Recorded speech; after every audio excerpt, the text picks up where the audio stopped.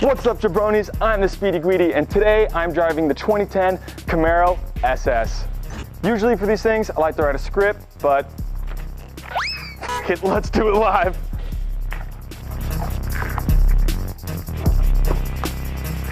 Before I start ripping it, I want to make one thing clear.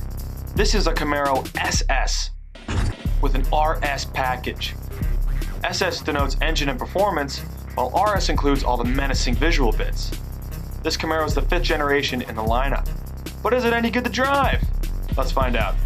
So here I am driving the 2010 Camaro.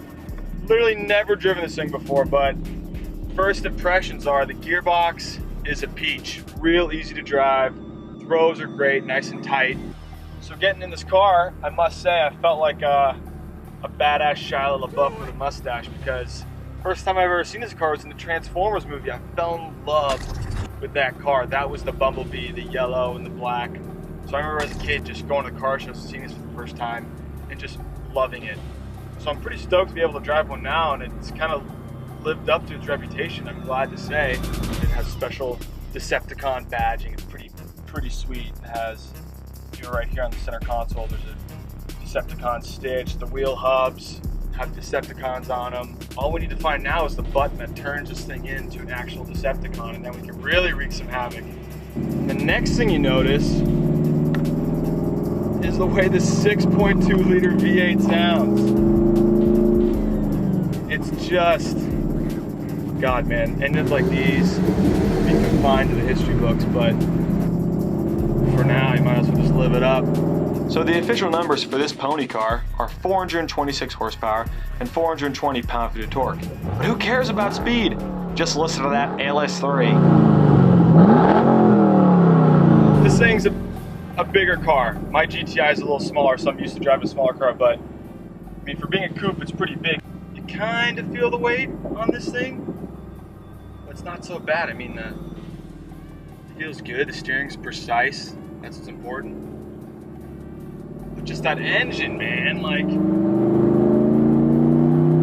mean, as an entire package, this car comes in around $50,000 with the RS package, the styling, the body kit, and honestly, it's a damn good deal.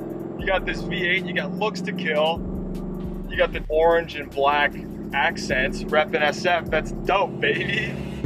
So driving this a little bit more, you kind of do feel that weight and the size of the car, but again, the engine makes enough power to really make it barrel out of turns. Talked to the owner and he says the fuel economy is not the best, but once you get into 6th gear and you're cruising, he says he gets 30 miles to the gallon, which is pretty good. So some things I don't necessarily like about this car are, we talked about the weight already, but visibility is not perfect. I mean, this car looks great with the really tiny window, but that comes at a cost. Next thing, I'm not totally crazy about steering wheel. I'm kind of a stickler when it comes to steering wheels. It's not probably the best for performance driving, I'd say. So overall, this car is great value, makes a great noise, looks badass.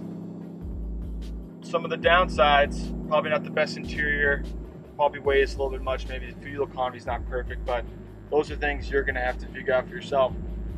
From this driver's seat, I think it's pretty great, man. I've never driven a Camaro, and this is a great introduction to the Camaro brand, let me tell you. Must say, thumbs up Chevrolet. Thank you for watching. Next item on the agenda is to get the new Camaro and pin it against the Stang. Which do you choose?